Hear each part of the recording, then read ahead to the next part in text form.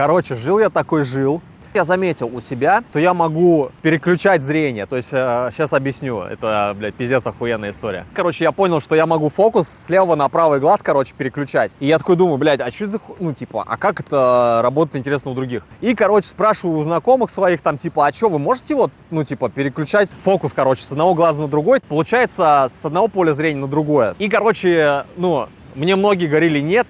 Просто из-за того, что я фокусировался на этом вообще внимании, смог настроить эту когнитивную работу своей нервной системы для того, чтобы делать эти переключения. Я смог докопаться до инфы, то каждый глаз подключен к обеим полушариям. Например, смотри, все, что я слева вижу левым глазом, и получается правым глазом все, что слева вижу, это все подключается к правому полушарию. И аналогичная история, короче, с правым полем зрения, которое к левому полушарию подключается. И я об этом подробно рассказываю у себя в Telegram. Мы там, ебать, делаем такую движуху. Вот и все. Кайфуй.